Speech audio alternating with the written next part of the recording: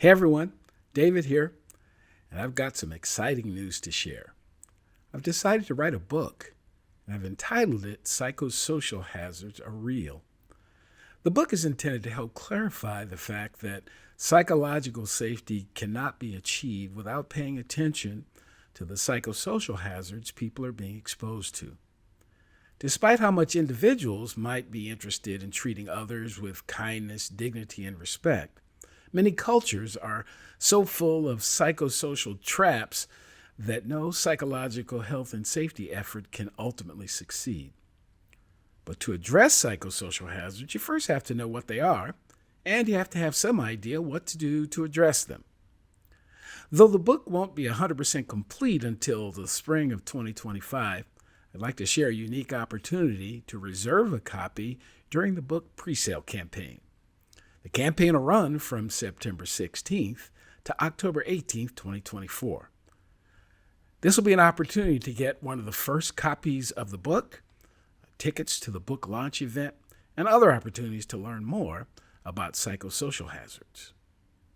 For more information, you can go to my personal LinkedIn or Facebook page, or the LinkedIn, Facebook, or webpage for ID2 Solutions. Don't miss out on this unique opportunity. Now, back to this episode of the podcast. Workers' compensation is a form of insurance that provides financial and medical benefits to employees who suffer job-related injuries or illnesses. The percentage of workers' compensation awarded to psychological injuries can vary widely depending on the jurisdiction and the specific circumstances of the case. We'll talk about some of the ins and outs of workers' compensation up next on this episode of the Psych, Health, and Safety USA podcast. From Flourish DX, this is the Psych, Health, and Safety USA podcast. As workplace mental health has become a global priority, there's a greater focus on addressing psychosocial hazards. Each week, we look at psychological safety from an occupational health and safety perspective. Let's talk psychological health and safety. Welcome to this week's Psych, Health, and Safety USA podcast. I'm your host, Dr. I. David Daniels, and I want to thank you for tuning in. Each week, we seek to increase awareness of the importance of psychological health and safety by learning from the lived experiences, research, and expertise of our guests, as well as advocating strategies to reduce harm and minimize vulnerability to psychosocial hazards in the American workplace. Psychological injuries are often more challenging to quantify than physical injuries, and the compensation awarded can depend on factors such as severity of the condition, its impact on the employee's ability to work, and the evidence provided to support the claim. In general, a compensation claim involves three parts. First, establishing eligibility. The psychological injury must be work-related and diagnosed by a qualified mental health professional.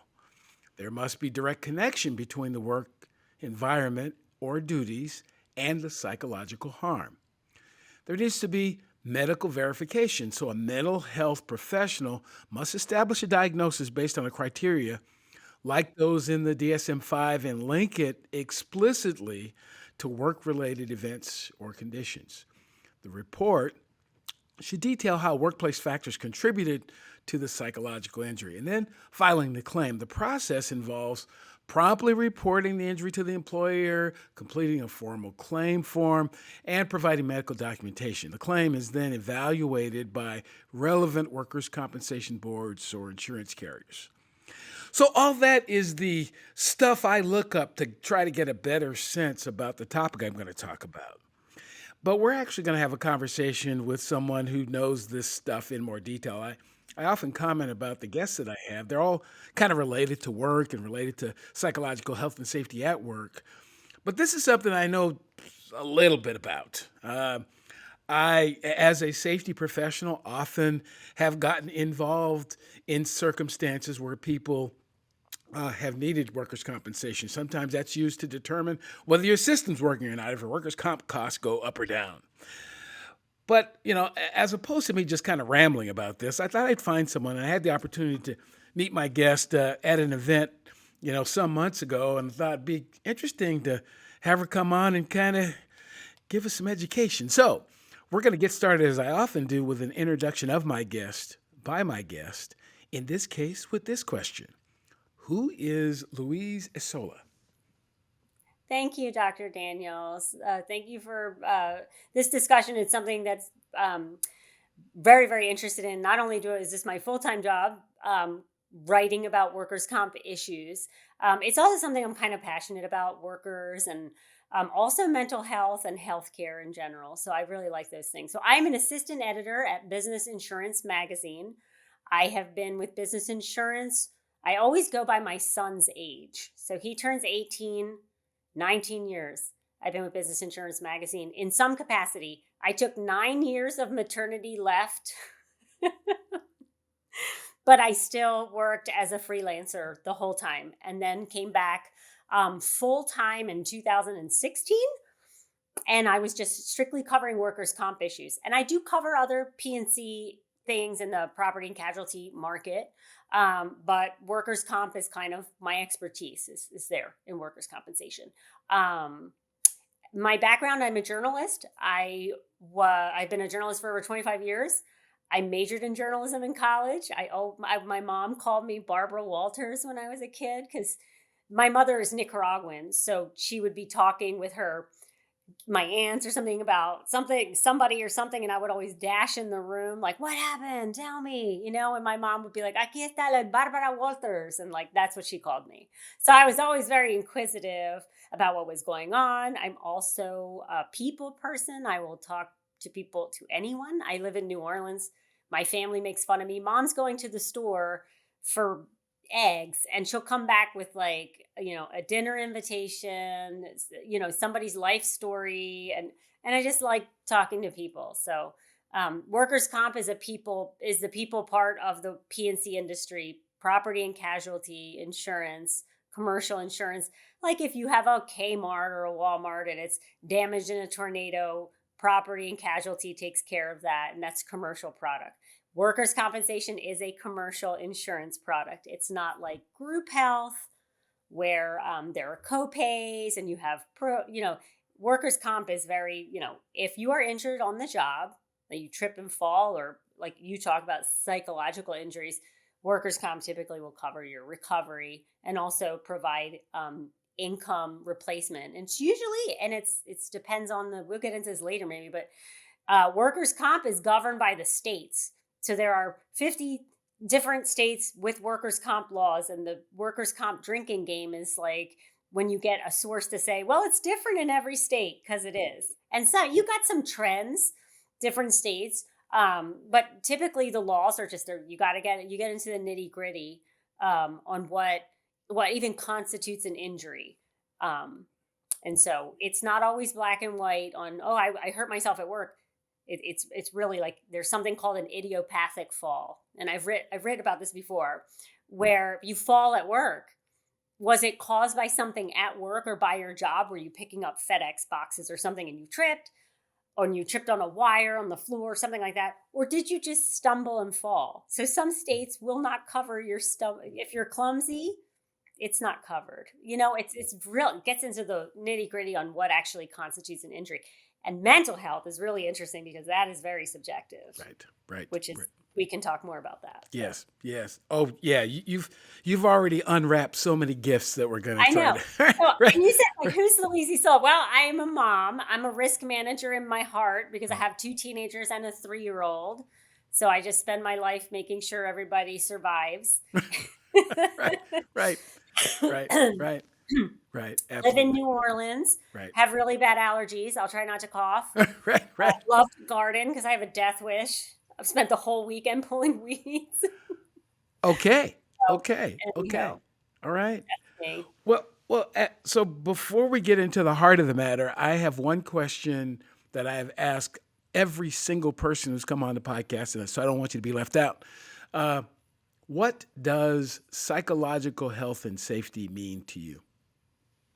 That means it's a couple different things. So because we're talking about workers' comp, so we're talking like post-injury, pre-injury. Pre-injury is just being able to come to work, feeling safe, feeling like you're not. I mean, some states are starting to get in on workplace violence. California has statutes now on workplace violence, and it kind of teeters on workplace bullying. New York has some things in the book. Like, it's just coming to work, feeling safe, feeling like you count, you matter, your employer cares about you. There's nothing worse than showing up and like they don't really care about me and I'm replaceable and they'll send me up a ladder without fall protection and I can fall down and hurt myself and then they'll replace me with someone else. Like that's not a psychological safe environment. Is being respected really, and being able to talk about, hey, I don't feel safe doing that, or what that person said to me was not okay. And I've had instances like that. As I get older, I'm crabbier. I'm like, no, that's not. I'm not Right. okay with that. When you're Right. younger, you're kind of dumb. Right. You're Right. like, Right. oh, okay, Right. they just said Right. that about me. But as you get older, you're like, no, you have rights. So that's like pre-psychological injury. And then there's also people that have been injured at work. And there's two components. There's being injured in a physical sense, like you fell while doing something and you never want to do that job again. Even though you're 100% maximum medical improvement is the term that they use to say that you are as good as you're going to be. And you don't want to do that job again. So there's fear of re-injury. And so there's that component. And then when you get into a psych injury, there's fear of just being in work. Like if you work at a Walgreens and you're robbed at gunpoint, that is a black and white mental injury. You may not have gotten shot or pulled or thrown or whatever, but somebody held a gun to your head, and or a knife or something, and you felt like your life was in danger. Not everybody will have a mental injury. That's important to note, but some people will, or they'll need some time off. But coming back to work is going to be hard for those people. So there's that psychological component. There's a lot of things going on. The insurers are doing some pretty wild things. They're doing virtual reality to help people get across the threshold of going back to an office where there was maybe an office shooting or something. There's a lot of stuff going on. There's like, I'll know San Bernardino, there was the county office building. There was a shooting, 2015. I don't know if you remember San Bernardino, California. Gunman came in and shot up the place. They redid that whole building because people couldn't go back there. They didn't want to go and see so-and-so's cubicle over here. And they redid everything. They'll do things like that to promote the psychological safety. And of course, if there's like a school shooting, a lot of times they raise those buildings. Like the one in Connecticut, they got rid of the building. They couldn't go there. Nobody would go there. So there's that. So it's like post-injury would be the post injury psychological safety. But beforehand, and I really like that places are talking more about the before. And that's important. And I think you and I talked about minorities in the workforce. Why are minorities get injured far more often than their white counterparts? And things like construction and all these, all of these different fields where you have a lot of injuries.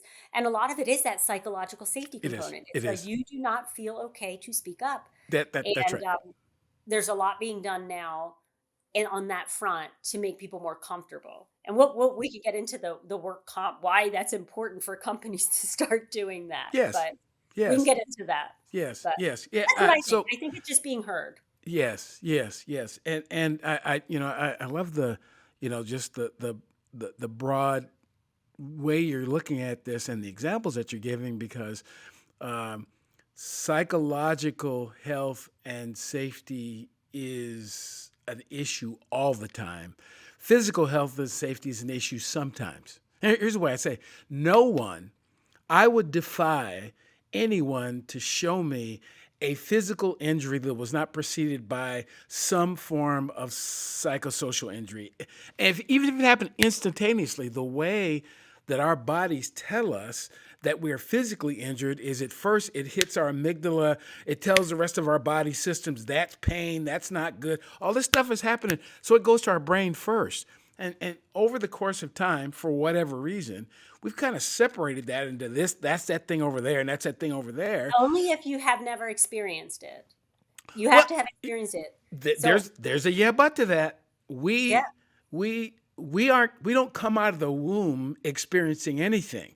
Some things we experience physically, some things we are trained and educated by the people we're around. They do it, so we do it. I didn't experience it for real, but my parents told me, and I saw it so much that it's kind of ingrained in me that that's what's going to happen. So then I feel it anyway. So again, think about it.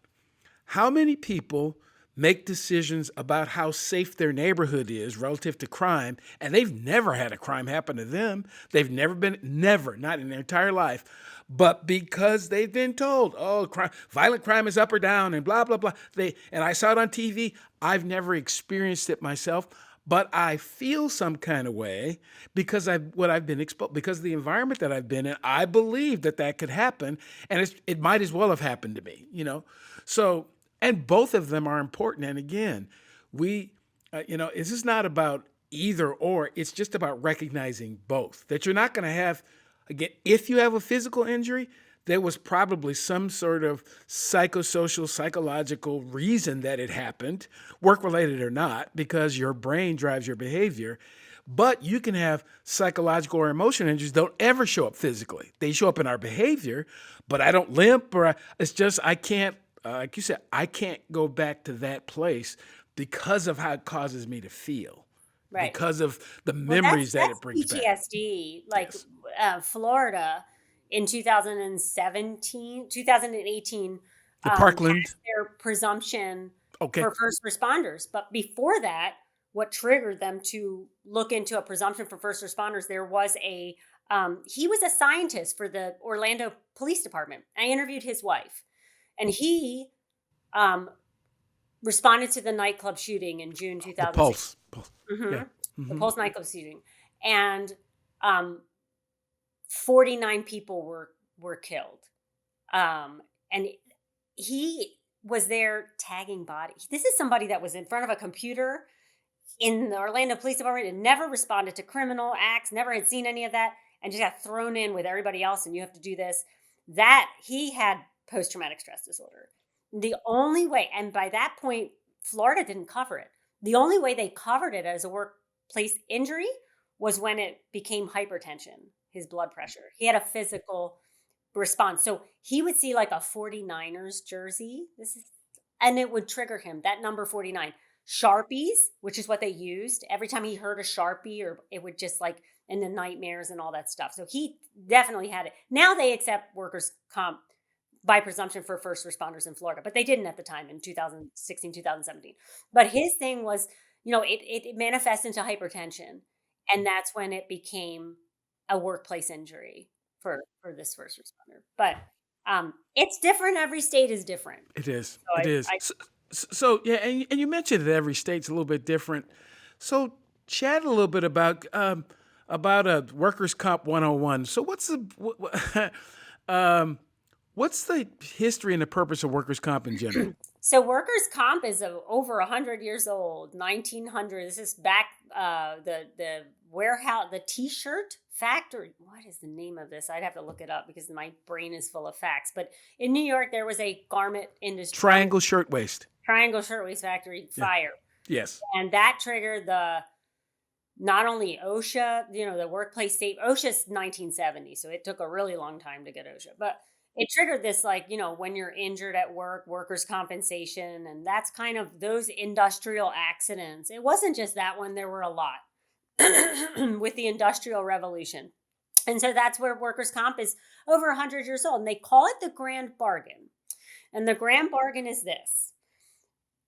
If you're injured at work, your workplace will cover your injury. They'll pay for your diagnostics, your imaging, your physical therapy, surgeries, all that, medications. Again, I preface this, every state is different. Some states are better than others with what they cover and what they should and what they take care of. And then there's wage replacement. And it's only 2/3 of your income. It's never the whole 100%. And then different states have maximums. So if you make X amount of dollars and you're going to hit the maximum pretty quickly. So that they don't incentivize people to stay home injured. They want people to get better. And then the idea is that they give people what they need to get back to what they call maximum medical improvement. And sometimes sometimes a person is partially disabled or full on disabled. And that all gets worked through the workers' comp system. Again, some states are better than others. Now states have in place things like formularies and treatment guidelines. And that's I got mixed feelings about some of these because because they'll say, oh, because you injured your right ankle, right, 2 inches above your foot, they'll say, well, you're probably need this and that. They don't really, it's not really individualized. It's more like, this is what the actuaries found, this is what the insurance industry found, that this is what works in treating this injury. They do that with drugs now too. Opioids are really hard to get in workers comp. You can get them post-op, like if you have surgery, but like the chronic pain, like here's your 90-day supply of Vicodin for your back injury, those days are over. And workers comp was really on the forefront in tapering, that word tapering, the industry off the pain medications. But with that, they've replaced it with some good stuff, like more physical therapy. They've realized people probably need more physical therapy or chiropractic care or alternative therapies. They've really dove into CBD, the behavioral therapy, um, cognitive behavioral therapy. I am full of acronyms. I tell you, CBD, I'm That's thinking, can I? No. Well, yeah. So some states require people to cover marijuana. Pennsylvania Supreme Court, I just wrote about that ruling. That's why I heard CBD and my brain went there.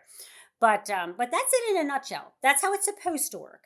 Now, does happen, what gets mixed into this, if you will, or you have workers' compensation fraud.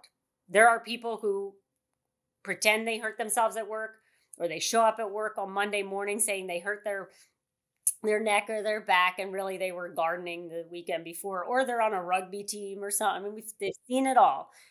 Social media has not been helpful for the fraudsters, because they're like, oh, I am out on a workers' comp claim, but here I am in the softball league running around, and they've seen it all. They've seen it all. I've been going to conferences forever on this, and the investigators with the social media will show all these like videos of people during a deposition testifying how, like, on a scale of 1 to 10, what's your pain? 10. And then they've got like them playing rugby with elite, just great, or ice hockey or something. Um, so that's workers' comp. So you got the workers' comp fraud. You've got regulations. Regulators have come in. You have states that are really worker friendly.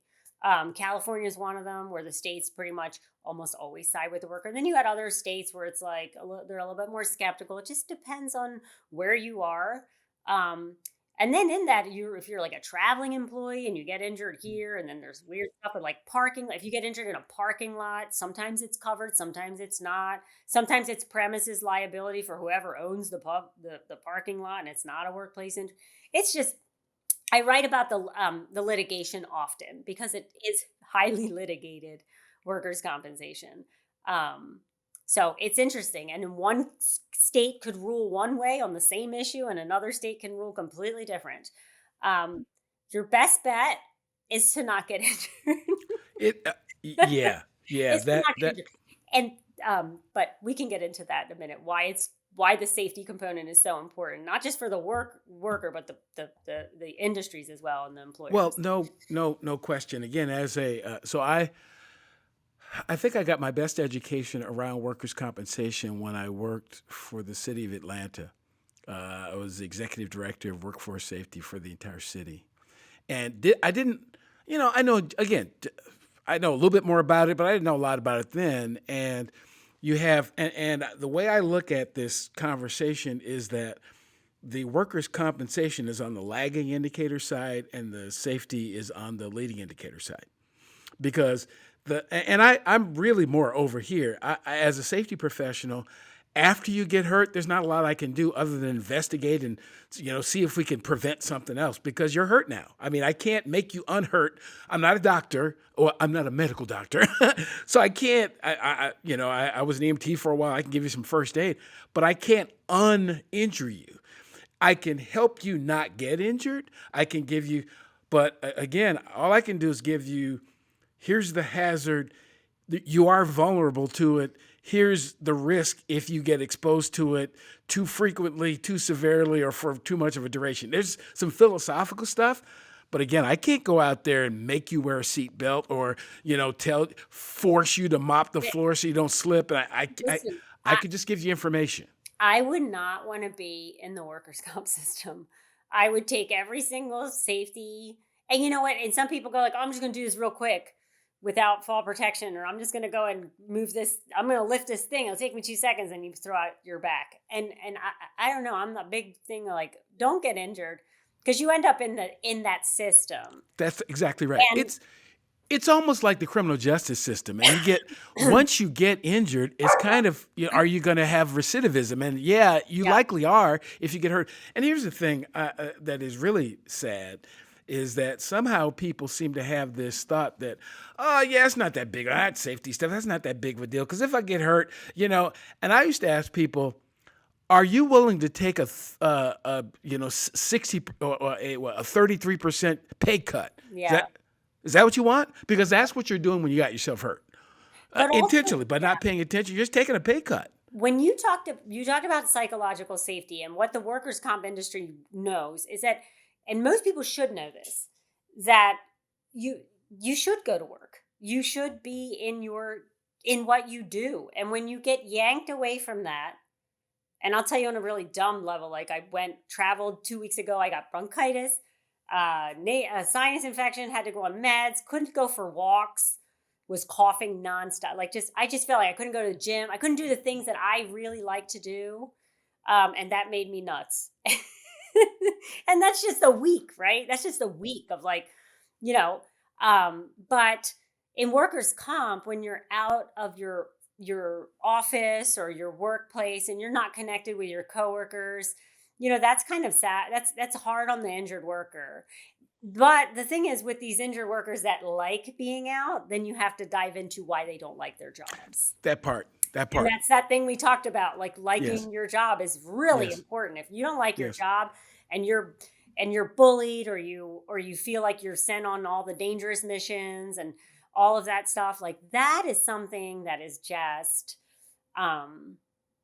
that's what triggers these crazy work comp claims where the attorneys get involved. And there's not a lot of does. money in workers comp. Like people get, Yeah. I get my settlement. That money is gone. The That's right. attorneys take their cut. I mean, that money is not going to last you. If you're 45 years old, in 10 years, you're going to need to go back to work. It's not. And that, so I'm like a big believer, just try not to I write about safety all the time. We met at a safety conference. I'm very much like, just don't get injured. And That's right. I'm pretty risk averse with Yes. all of that, even with my family. I'm like, just do things that we don't hurt ourselves. No high risk activities. Yeah. Again, it's even in some cases when people love their job too much. I'll do whatever. I just really, but guess what? The hazard doesn't love you. And this has very little to do even with the employer. The hazard doesn't care. If you're vulnerable enough and if the hazard is severe enough, then it just doesn't care. It'll take your arm off, or it'll give you PTSD or whatever, and it doesn't care who you are. So, whatever we can do as human beings to make a decision on the front end to minimize my exposure to that, to speak up when, this thing isn't working for me. Sometimes people end up in jobs that really they aren't a fit for at all, and they know it right away, but they don't say anything. They don't say, and then the employer's going along thinking everything's fine, and then 6 months, a year, 2 years down the road, now you start kind of complaining about it. Well, what changed? This was the same job that you loved 2 years ago, and now you hate it, and now somehow it's my fault. Well, no, you should have spoken up immediately, because in some cases, there's something else. We could have put you over here, or over there. We could have done this different, but you didn't tell us, and we don't read minds. That speaking up component is so huge in workplace safety. It's probably the number one. So we're right now, I can tell what I'm working on, writing about the heat rules. Federal rules are kind of on pause. We don't know what's happening with OSHA, but you have 8 states that have rules about what you have to provide for workers who are working in extreme temperatures. And I'm talking to a lot of OSHA attorneys about this. And there's one gentleman, he's in Virginia. He used to work for the Department of Labor in Virginia. And he said, look, the Labor Commission. And he said, look, gone are the day where you die of heat stroke and everybody says, oh, he was overweight or he wasn't healthy. Now it's like, it's on the onus of the employer. What did you do wrong? What did you not provide? And if somebody gets injured or dies on the job, whether like heat related, OSHA's going to come in and investigate you, and they can fine you on the general duty clause, which is you're required to maintain a safe workplace. So it's kind of like you don't want a heat injury. Those are catastrophic. Those people die. You die of heat stroke. So, and you think about these extreme temperatures in different parts of the country and some of these jobs that people do, it's on the employer because you don't want that workers' comp claim. But then the other component is the employees. They have to be able to speak out. I don't like to get political like ever, but I'll tell you, one of the biggest people affected by the heat are the immigrant workers, and they're terrified. They're terrified right now to say, "Wait a minute, I need water. I don't feel well." The acclimation, they didn't get that. Like all of the things that you need to be successful in your job. That speaking out component that cannot go away. We need to really, really hammer that in, and it's for the benefit of the employer. So back to that general duty clause, by the way, we talked about where workers' comp came from, you in exchange for the employer taking care of the injured worker is not allowed to sue. So you can't sue for negligence unless, and all the states are different, but typically it's gross negligence, and the legal bar is really high. It has to be like that supervisor knew I could get hurt, or something, or they threw me into the fire or something, or threw me into a machine. It's got to be like to that degree. So under workers' comp, you can't sue. The employer covers your injury and the wage replacement. And if you die, they give provider benefits for your loved ones, and all the states are different on that front. But you can't sue unless it's negligence. But with heat is very interesting because, and I don't know where this is going to go in the crystal ball of things, but just the way society is like, we're all feeling heat, right? And can you imagine being outside for hours a day without water or shade or, that's those sort of things. Like they're going to have, the employers are definitely, whether they have an OSHA telling them that what they need to do. All the attorneys I talk to are like, you have to do X, Y, Z for the workers, because if you have an injury or a death, it's not only is it a workers' comp injury, but OSHA will come and investigate. They investigate all worker deaths. Anytime a worker dies on the job, OSHA will show up. Or if there's a grave injury as well, I always argue that OSHA will do that one because you have to report all your injuries. You know this, right? And so you don't want OSHA. And then the other thing is, especially under this last administration, OSHA they were very thorough and very aggressive. So they would come in and cite you on everything. Like, oh, you don't have the stapler in the right. I mean, that's just a random thing I made up, but you know what I'm talking about. Like you're in there to investigate for fall protection or somebody died doing this, but now they're bringing everything in. They're looking at your whole operation. And so a lot of employers, it's a lot of paperwork. They have to pay their attorneys. OSHA attorneys are going to be working forever. Do you need more psych health and safety in your life? Then head over to the Flourish DX Academy for several free on-demand e-learning courses. If you're an internal professional, follow Flourish DX on Eventbrite to register for any of our free fortnightly interactive webinars. Our flagship professional practice program is also exclusively available for internal professionals. The 12-week course blends theory, applied practice, and interaction with other professionals through live lectures and a monthly community of practice session. Find out more about all these learning opportunities or inquire about a bespoke in-house training at the Flourish DX Academy. www.45003.org. Now back to this episode. And again, having OSHA come to inspect and having them cite you and all that kind of stuff is one motivation post-injury. That's one. But there's another motivation that people should consider, that when you lose that employee, how long is it going to take you to replace them? And if you look at the turnover rates in some of these industries, and I hear people, we say a little bit of both things. Oh, unemployment is really low, but then you have some people going, we can't find people. No, guess what? You can't find people that are going to tolerate the culture that you've created, because there's plenty of people on the planet, but you You don't want some of those people. You're not going to pay enough. It's not going to be safe enough. And the people that you lose out on when you have these unsafe conditions, both psychologically and physically, are the most skilled people. Because the more skilled people, I've got more options.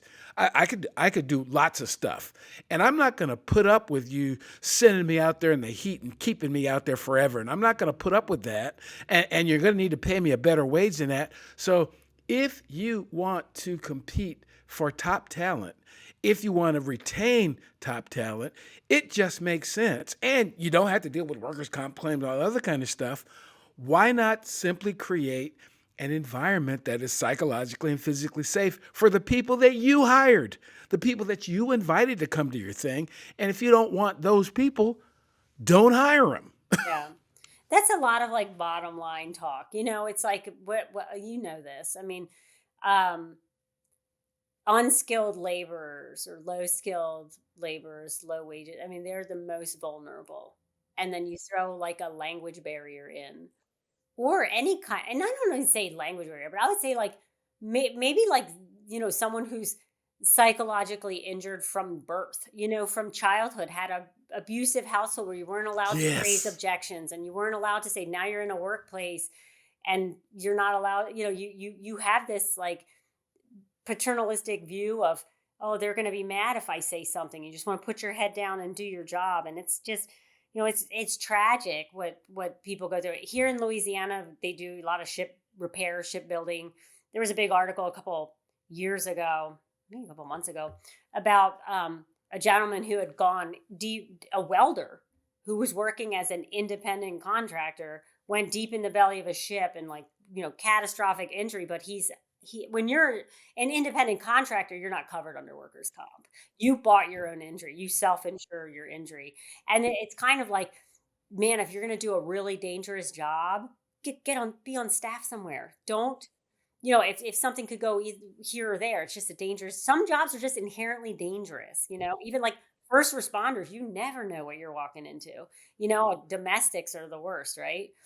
That you work in Atlanta, and it's like, you're going up to a house with a white picket fence, and you don't know what you're walking in on, and somebody shoots somebody else, and then so, um, but taking on the independent contractors is really, and the low skilled or the language barrier, like all of it. There's so many vulnerable populations in this country where it's just, I mean, it's sad to see it. There was an OSHA case right near here in New Orleans where a kid, 16 years old, was carrying at a restaurant not far from my house a huge pot of hot oil, and he slipped. And it's just like, oh my gosh. I mean, the injury is catastrophic, and it's just a really sad case because he was a young kid. But that's what, I mean, those are the most vulnerable. Like my son worked at the Winn-Dixie for a while, and I was like, you are not allowed to do this. You're not allowed to do this. And if somebody comes in and robs you, you give him what he wants, and you Give them the get money. out of there and do no, I was like, speech, you're not a hero, you're a superhero, you duck, you do, you know what I mean? Like, because he was at the register and he worked Saturday nights. It's like, yeah. So anyway. Yeah. It is amazing to me as a society that we spend so little time talking about health, safety, wellness, risk management as just conceptually. We just don't talk about it enough. And then we spend all this other time hand-wringing about how this happened. And frankly, if that person was more aware about about the hazard that they were being exposed to, whatever, whether it be a psychosocial one or a physical one, if I know that that's going to harm me, if I know, then I can do something about it. I can kind of work around it. But if I don't have any idea, again, like the 16-year-old kid, I don't know how famous it is, a case of a kid who went to his first date. You probably heard about it. Was working at a Bacardi bottling plant. He went in there on his first job, and 3 hours later, he was dead. And they gave him no training whatsoever, no information on how to prevent it. That happens a lot, unfortunately, in different industries. The training component, it's the high turnover rate. It's the, you don't want to train someone because they're going to leave. it's that whole but Okay. you're risk The yeah, minded, but I'm risk minded, but I don't think the average person is risk minded. And I think I got a risk management brain, and it's annoying for a lot of people. But hey, I got my, we cover our bases, right? And we make sure. But I don't think the average person. I think a lot of people think it's never going to happen to me. I've never seen it happen. I wasn't even aware that that could happen. There's all kinds of buckets there. But when you work in in your risk management, your safety, you start to realize like, then there's anxiety, then there's general anxiety, which is something we need to talk about too, which is when people perceive that they're not safe, but they are. yeah, And yes, that's a big yes, component yes, as well. yes, So yeah, yeah. Well, there's a big connection there to trust, because the higher my level of trust, the less I perceive a threat from the thing that I trust. And that can be, that means that that person can probably be exploited sometimes. But a lot of people's anxiety around things is I don't understand it. But then, again, a lot of this really does go back to the organization or employer. And I'm not just, reason why I say organization, that even means like nonprofits and places aren't there to make money, but you invite people into that space. And if you're going to invite people into that space, it's better for both you and them that that space be psychologically and physically safe for them, not for everybody else. I mean, not just for everybody else, I should say, but also for them. Because, yeah, it was safe for all the guys. It was safe for all the guys back in the 70s when women came to the fire rescue service. It was great for the guys, but then you invited women to come and you didn't change anything. You tried to change them instead of making yeah, the environment safer for military them. had the same. It's military Military had the had same the same thing, thing. you know? Um, and it's just, and that was the whole argument with women in the women not in the fire in the military. It's like this is a man's job, and and it's just kind of, I mean, There's a part of me that says, okay, if it is, then just stop invite. See how long that lasts. I mean, frankly, you can do that, but then you got to face the consequence of. I think there are some jobs that should put a sign out front that says we only hire and then fill in the blank of the people they actually hire, because they say they're an equal opportunity employer, but I always see the same people. And again, there's a part of me that goes like, it would be better to just be honest about it, and then I can go take my skills over there where I'm wanted, and not waste my time over here. Because not only, in some cases, do you get in, but you get in on this kind of tokenistic checkbox thing, and it's not safe for you there. I I think mean, I have a lot of hope for the future generations. I think the younger people are more inclusive. Um, they don't see color. They're not. It's not like I grew up in Philadelphia. Okay, in Feltonville, Philadelphia, where 26 languages are spoke, and I'm Nicaraguan, and my girlfriends were Vietnamese, Korean, Indian, Pakistani, Puerto Rican, Cuban. I mean, you name it, that was our neighborhood, and I thought that was the best thing ever. And we were poor, and we didn't have a dad in the house, but we were good because we had this great, vibrant neighborhood, and I really, really just, I think that society is moving more toward that, where we're annoyed with with the older people that are like, what do you yes, mean? Like, yes, yes, we're, yes, yes. I mean, not just, I'm 46, so I may be a little bit on the older side of this kind of curve here, but I think the younger generations, I think they're way more inclusive and way more, there is something with the older generation. Oh, this is the way it's always been done. And this is the way it always been. And this person can only do this, like the institutional racism, which was very prevalent in the military up until the 60s, 70s, um, and World War II, like if you were Black, you worked in a kitchen. If you were, and it's just the way it was. And I feel like I'm very hopeful for future generations because I don't see it. I have a 16-year-old and a 17-year-old. They don't see it. And I have the 3-year-old son. He's hugging everybody on the Mardi Gras route. I mean, like they're not. I honestly think, I actually think they're smarter. They're smarter. They realize that, look, there are 8 billion people on the planet, and if I want to make money, they all have something. So why would I exclude people. So why would I exclude their talent, their ability, their perspective? Because they see things that I wouldn't see, and there are other people who are just like them that'll buy my product or service, that want my product or service. So why would I exclude them? Why would I simply tell half the population that you can't do something? I just have to make that thing safe for that person. That's all. It's really It quite has quite to, simple. I think it has to happen organically and not forced. And I'll tell you, because I heard somebody on my job, one conference, a DEI person, one of the people with the director of DEI, somebody talking. And they were saying, like, oh, when we hire somebody, we got to make sure that they know where they can go to church, where they can get their hair cut. And I'm like, wait a minute, you're hiring a professional in the insurance industry and you're going to tell them where they can get their hair cut, where they can go to church? You need to shut up and stop treating people like they're stupid, like you're smarter than them. You're a 27 year, you know what I mean? I'm thinking, like, I know you're trying to be inclusive, but you're really you're making people sound stupid. And they're not. There's this low expect the what is it? The bigotry of low expectations, where it's like I think empowering people and sitting people down at a table and saying, we want to listen to you. We want to know what your needs are. And work comp, in some, there are a lot of chatter about this, because work comp and wellness are not together. They're siloed at a company, right? Wellness is over here, but there are more discussions because they both affect each other. You're more likely to be injured at work if you hate your job and you're going to cut corners and you're going to do dumb things and whatever.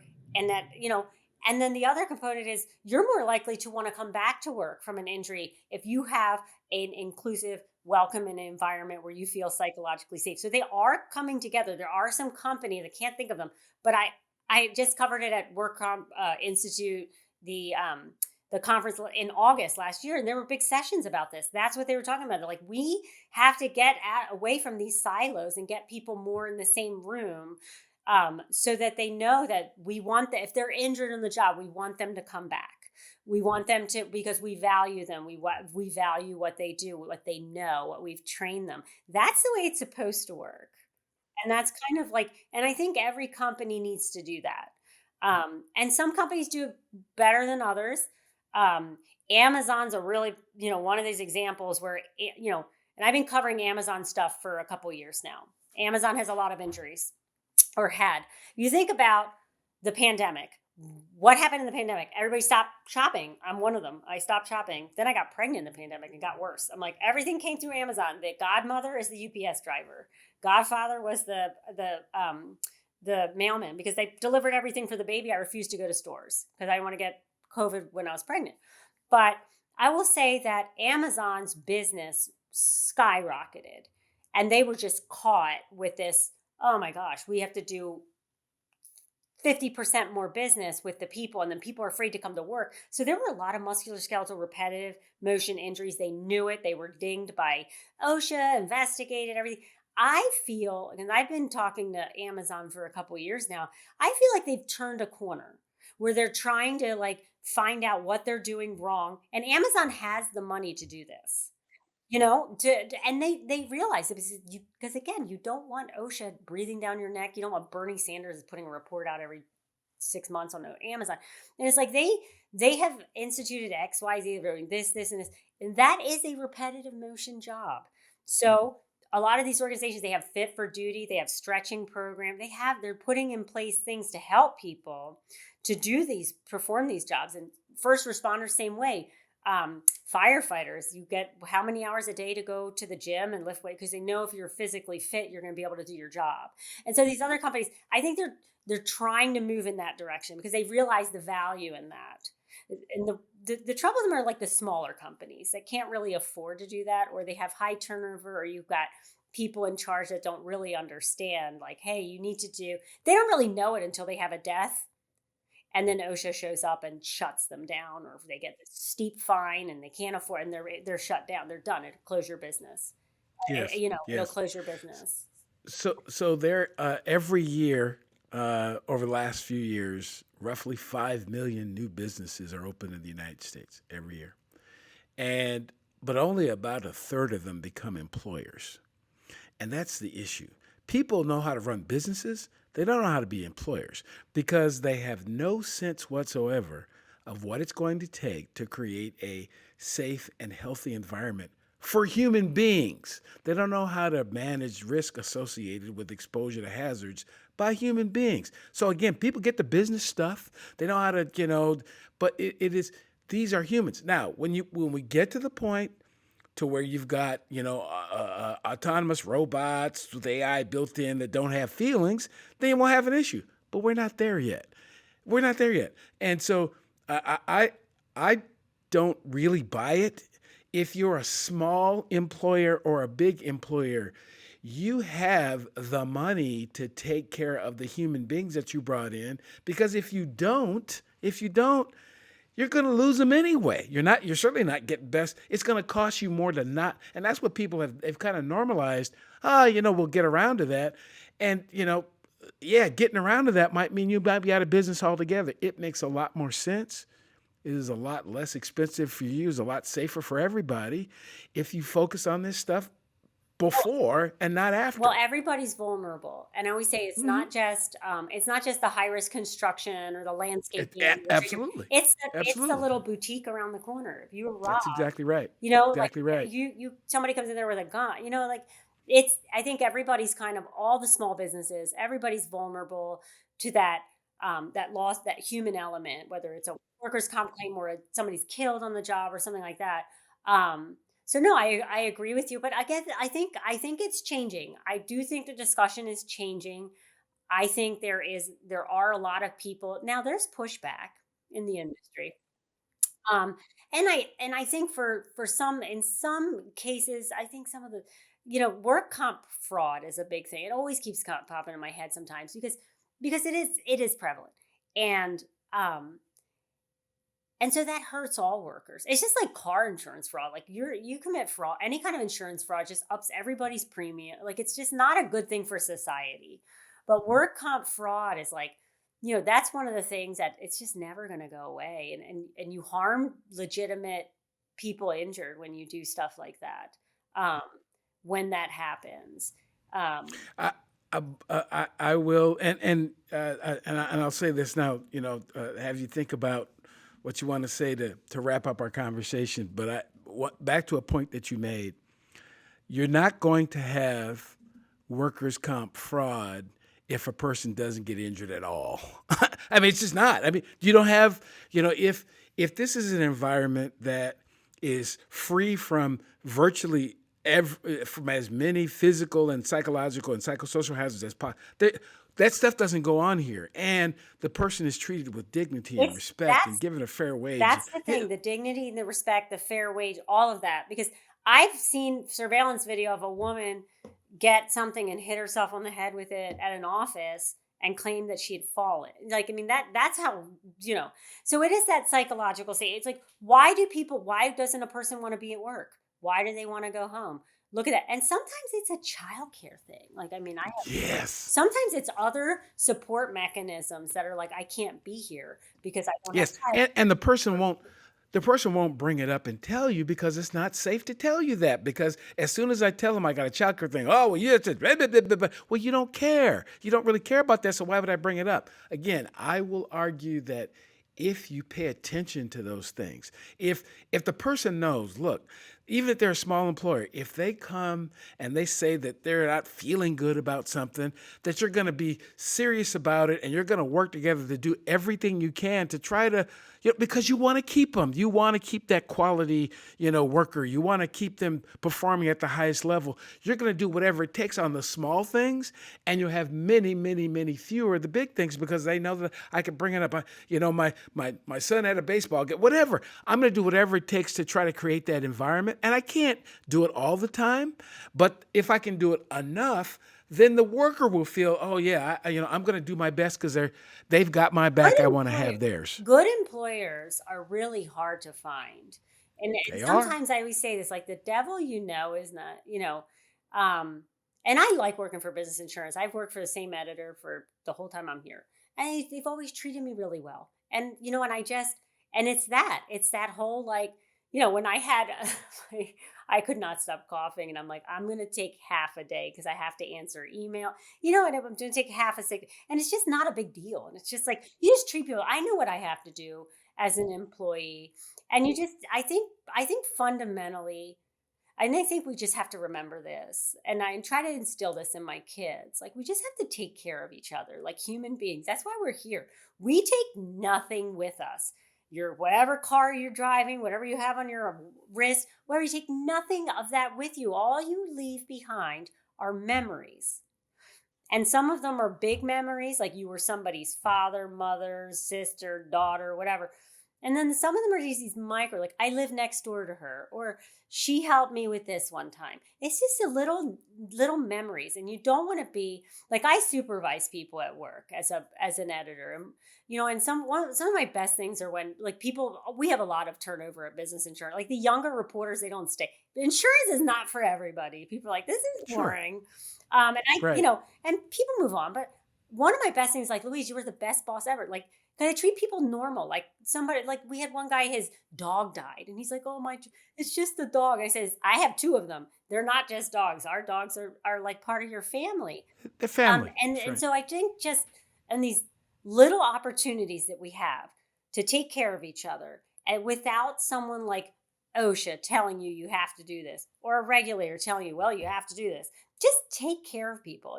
Just that whole like, and I've always had that at business insurance. I'll never forget. I was 8 months pregnant, working in the office in Chicago. I work from home now, but we had office in Chicago.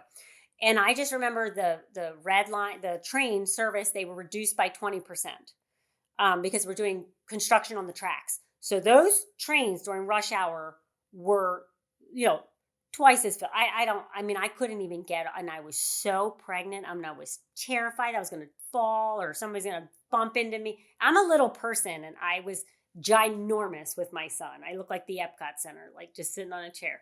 And and I remember going to my boss's office, and I remember saying, and I still see this person. He doesn't work for business insurance anymore, but I see him at conferences. And I remember going in there like, Regis, I can't come in. Like, I can't move, and I can't get downtown, and da da da. And he was like, it's okay, go work at home. You're fine. Just the way you treat people was, and business, and my company did that for me very early on. And it was like, it made me want to work for them. It made me want to, like, I became a stay-at-home mom. I made that decision. They said, well, do you want to freelance? And I said, of course, I would love to work, but I'm going to stay home with a baby. Then I had another baby. But I want to say that they just treated me really well from the beginning. And I've had deaths in the family that weren't, like, my uncle died. He's not my dad. By their HR manual, he's not my dad, so I shouldn't get time off. But it was my uncle who raised me. And it was like, here, take what you need. And it was really, really, I'm going to get choked up. But I think you just have to take care of people. I think at the very, very bottom of it, at the very end of the day, the people you approach in life and you see every day, whether they work for you or whether you're just walking by or something, just take care of people. And that's it. And I think that's, I'm not a bottom line thinker. I never have been. I'm pretty content in life. I don't have everything I want, but I have everything I need. And I think it's wonderful to feel that way. And I think my upbringing did that. Growing up in Philadelphia, kind of on the poor side, I was surrounded by people that took care of me, and took me in. I just feel like this is going to take care of people. I think that's the most, and listen to people. People are going to show up at work with problems that are unrelated to the work. And you just got to say, hey, you're having a bad day. I'm not going to send you up the ladder. Are you curing cancer? I've said that before in my job to people I supervise. Like, we're not curing cancer. Nobody's going to die if you don't get this done today. Just do it tomorrow. You're having a bad day. It's just, I think taking care of people. And some people do it better than others. Yes. Yes. That's it. That's that is the thing. Thank you so much for sharing. As I do these more, in advance, I try to send folks questions and stuff like that. But I'm finding that these are turning in more into conversations, which is what is really my intent. So I hopefully folks have learned a little bit about workers' compensation, but I think you've also made this interesting connection. Workers' comp is this big, it's not really a big scary thing, but there's a lot behind it that can make it easier for everybody. Like, first of all, don't get hurt. You won't have to worry about it. That's the one I mean, thing. seriously, just Be risk you won't have to learn all that stuff. Just don't get be hurt. risk I averse. mean, If you see ice in the yes, parking lot, do not walk across the parking lot. Just wait, or it's a lot of things. Like the avoiding injury is like the big avoiding injury, and speaking up when you don't want to do something is huge. And just like that empowerment angle, and only an employer sometimes can instill that. I get that. I'm not blind to the fact that people show up at work and employers treat them like not the greatest. yes. So if folks wanted to, I don't know if folks may have a great story that they want you to follow up on, or want to learn more about the work that you at Business Insurance, how would they do that? My email, it's L, my first initial, then Esola, E-S as in Sam, O-L-A, @businessinsurance.com. And I respond to everybody's email. Sometimes I can't help them. I can't help. Yeah, well, I'm not a yeah, lawyer. but I do. right. I do sometimes have people like, I need you to help me with it. I'm so sorry. Like I'm not a work comp lawyer. I can kind of talk a little bit about it, but like, I can tell you what I think or whatever, but like especially when you get into the weeds with the states. The states are just Yes, all so yes, different. So yes. But hopefully, if folks are more and hopefully they'll pay attention to what's going on at Business Insurance, and maybe look for your byline every now thank and you. then Thank you. to see some of the things that are going on. But again, thank you so much for the conversation and for what you've shared. Again, I find myself always learning from the folks I get the opportunity to chat with, and you're no exception. I've learned something Thank today, you. so thank Thank you you very so much. much. So, if you're watching or listening to this podcast for the first time, welcome. I hope something you heard will bring you back to a future episode. Previous episodes can be found at psychhealthandsafetyusa.com. You can watch, like, subscribe, or share the podcast on the Flourish DX YouTube page. And you can also join the Psych Health and Safety USA movement by connecting and becoming a subscriber on LinkedIn. So, until next time, stay tuned and look out for the next episode of the Psych Health and Safety USA podcast.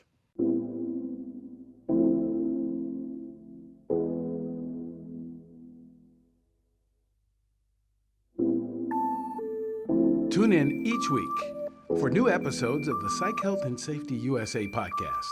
If you have a story or know of one that needs to be told, reach out to us on LinkedIn or send an email to david@id2-solutions.com, or go to the Flourish DX website at flourishdx.com. We'll see you next time.